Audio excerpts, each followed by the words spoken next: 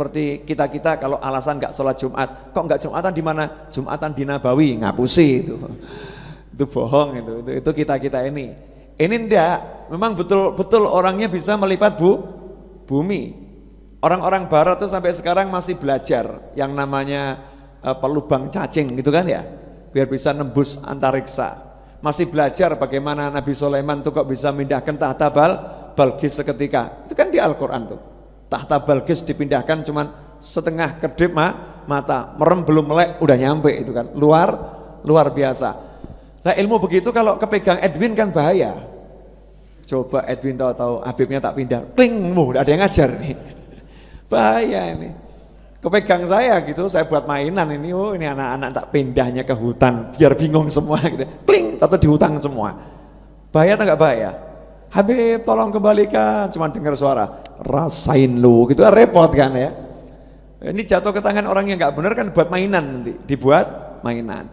Makanya ilmu yang seperti itulah yuktab fis sutur, tidak akan pernah ditulis di lembaran-lembaran kertas, enggak akan. Tapi di mana akan ditulis? Dari hati ke hati. Ding. Ya, dari hati ke hati. Tolong saya minta fotonya nanti dulu. Ya, nanti kita kirim. Pakai apa? Udahlah, nanti akan saya share pakai WhatsApp, tapi di encrypt dulu. Saya atur passwordnya. Tidak semua orang bisa buka ini. Nah, ini nanti para aulia juga ngasih ilmu ke dalam hati. Tek gitu. Nah, syaratnya apa? Syaratnya satu, terimanya pakai hati. Enggak terimanya pakai ini enggak mungkin bisa dapat. Jadi kalau orang ininya masih main ini ya terus enggak pakai ini, enggak bisa dapat ilmunya para wali. Makanya para wali biasanya membagi ilmunya pada orang-orang yang mau ngabdi. Sahabat itu kan dapat karena ngabdi kepada Nabi Muhammad SAW. Ngabdi dalam bahasa Jawa ya, bukan ngabdi dalam bahasa Arab, beda lagi nanti kan ya. Ngabdi dalam bahasa Jawa itu artinya melayani, ngenger gitu ya. Melayani, hidup bersama, melayani. Biasanya itu yang nanti akan dapat. Seperti sahabat Sayyidina Abdullah bin Abbas radhiyallahu taala anhuma, sepupu Nabi Muhammad SAW, itu dapat ilmu takwil apa dari belajar tafsir? Baca. Sejarah sahabat Abdullah bin Abbas itu apa? Belajar tafsir kepada Nabi ngaji, terus beliau mendengarkan menurut Rasulullah begini, apakah begitu? Ya, apakah seperti itu? Enggak. Ilmu takwilnya bukan tafsir ya. Takwilnya Sayyidina Abdullah bin Abbas itu dapatnya gara-gara melayani Kanjeng Nabi. Sayyidina Abdullah bin Abbas itu nak dulur yang masih kecil, jadi ngenger terus sampai ikut tidur bareng kok di tengah-tengah Rasulullah sama istrinya. Yang istrinya itu bibinya sendiri tidur di tengah-tengah gitu ya. Saking apanya desel, uyel ya kepada Nabi Muhammad SAW. Rasulullah malam bangun, beliau ikut sholat. Ya pernah sholat di sebelah kirinya Rasulullah kan, dijewer Rasulullah, bukan di kiri situ, pindah sini gitu kan. Dipegang telinganya, sini lo sebelah kanan. Kalau sholat itu di sebelah kanan kalau berdua, jangan di sebelah kiri. Nah, dapat ilmu dari mana? Suatu hari Rasulullah SAW wudhu.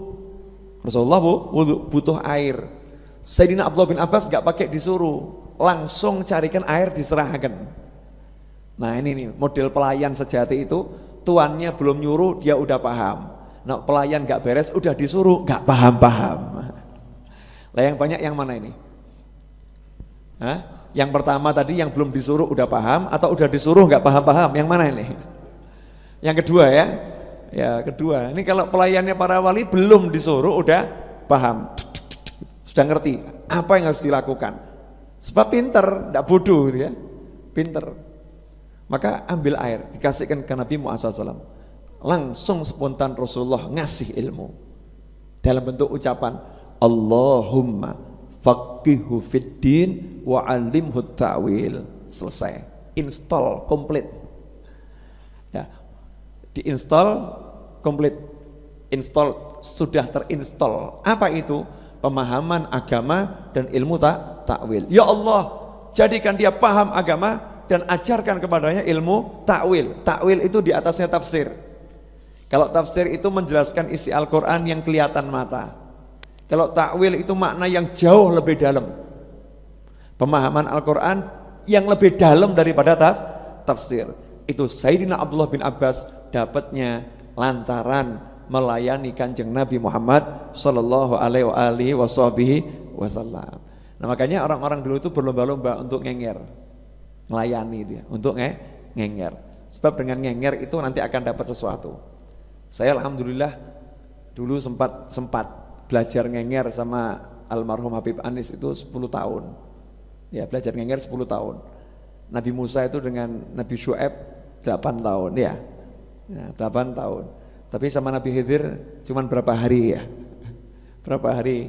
Kemudian dibilang udah cukup, Nabi Khidirnya yang mengundurkan diri ya. Sudah cukup gitu.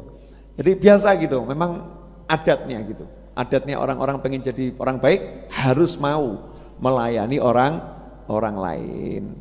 Terutama orang-orang yang punya keberkahan. Biar nanti kita ketularan barokahnya. Sampai di sini jelas? Jelas ya. Tapi jamnya yang nggak bersahabat itu.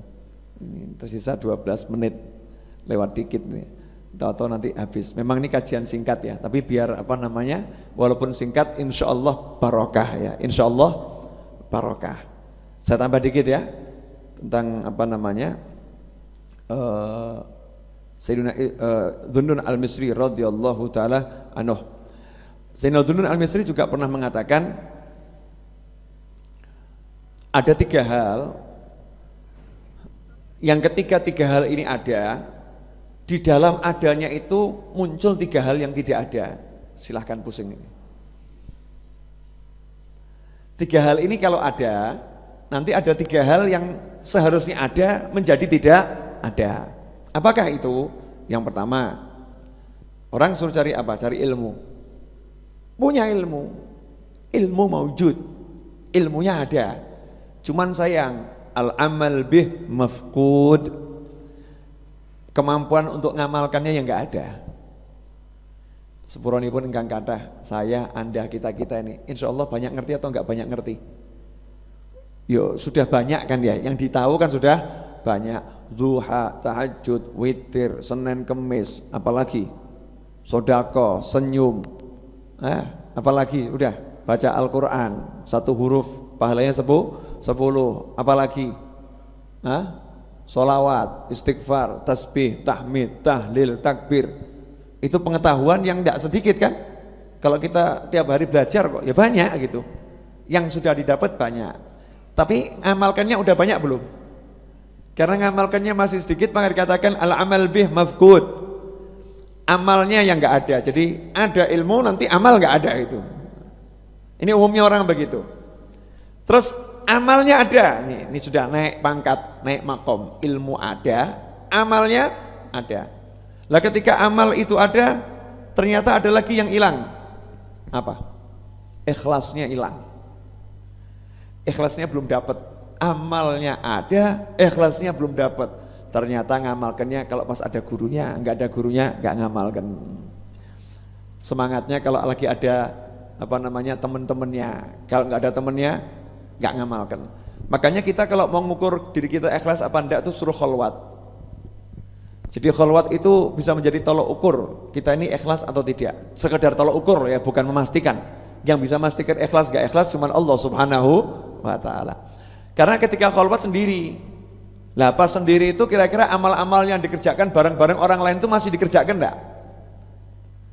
Kalau ada orang baca maulid, ada orang sholat witir, ada orang sholat duha, ada orang baca Al-Quran, ada orang cari ilmu. Coba tinggal di hotel gitulah, nggak usah di atas gunung lah, di hotel 3 hari, masih enggak di kamar hotel baca maulid, masih enggak di kamar hotel sholat witir, masih tidak di kamar hotel itu dia zikir, masih tidak di kamar hotel itu dia baca Al-Quran, masih tidak di kamar hotel itu dia mencari ilmu. Kalau kegiatan-kegiatan yang dia lakukan ketika bersama orang banyak, ketika dia sendiri masih dia lakukan, insya Allah tanda-tanda keikhlasan sudah ada. Tapi umumnya waktu kita sendiri semangat atau males? Nah itu ciri-ciri belum ikhlas. Gampang ya. Ini yang ngomong juga Dhunnun al-Misri ini.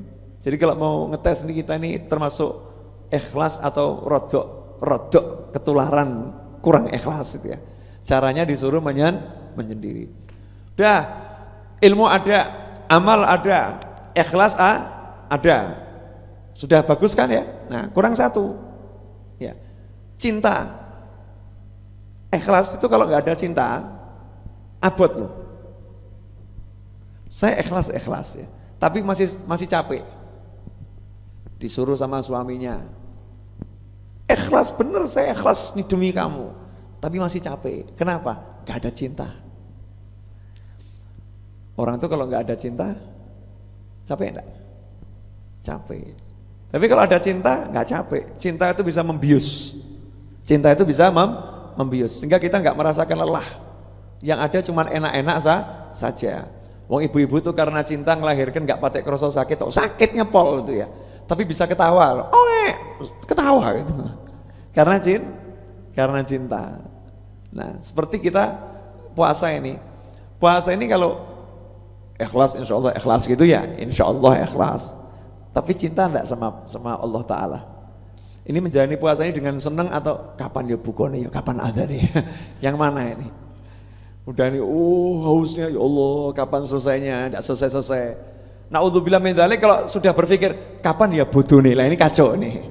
Kapan nih hari rayanya nih? Ini kacau. Nah, orang-orang yang sudah sampai derajat punya maqam mahabbah, cinta, ya, dia akan menikmati ibadahnya. Nah, kemudian ternyata ya, kalau ada orang cinta, itu masih ada yang hilang. Amal butuh ikhlas, ilmu butuh amal butuh ikhlas. Ikhlas butuh cinta. Cinta masih butuh sesuatu. Kan 3 sama 3. Cinta butuh sesuatu. Apa itu? Kesungguhan dari yang mencintai. Katanya cinta, tapi kok ditinggal pergi terus, palsu itu. Ya kan? Katanya cinta, dipanggil datangnya berat hati, palsu cintanya. Katanya cinta, ya, baru diminta duit sudah marah-marah. Ini para suami ini ya, palsu cintanya. Katanya cinta, diajak cinta sama Allah misalnya ya, diajak ngepel musola kok sambat. Ini kan rumahnya Allah ya, diajak ngepel musola kok sambat. Berarti ini kesungguhannya nggak ada. Kesungguhan dalam mencintai. Jadi orang mencintai itu butuh kesungguhan. Jadi kalau sekedar ucapan cinta itu namanya belum sungguh. Nah, kesungguhan dalam mencintai ini yang penting. Nah, ini sebagian dari ajaran Dhunnun al-Misri. Insyaallah apa yang kita pelajari sore hari ini barokah, insyaallah manfaat. Ya, semoga menjadi penghapus dosa-dosa kita, dosa-dosa kedua orang tua kita, dosa-dosa kerabat kita, kakak adik kita, dosa seluruh anak keturunan kita, dosa sahabat-sahabat kita, dan dosa umatnya Nabi Muhammad sallallahu alaihi wasallam. Mari kita tutup dengan doa yang biasa kita baca. Allahumma salli wa sallim ala Sayyidina Muhammadin miftahi babi rahmatillah adada ma fi ilmillah salatan wa salaman daimaini bidawami mulkillah wa ala alihi wa sahbihi.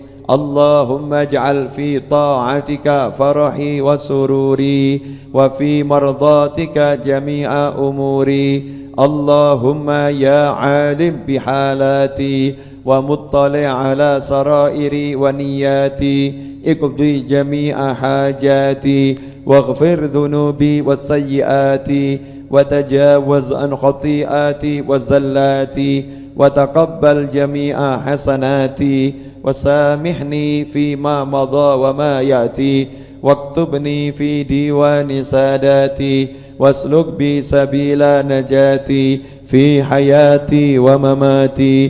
Allahumma inni tami'un fi atak raghibun fi ridak mustaslimun li qadak faktubni min awliyak wasluk bi sabila hudak wa alhiqni bi aswiyak.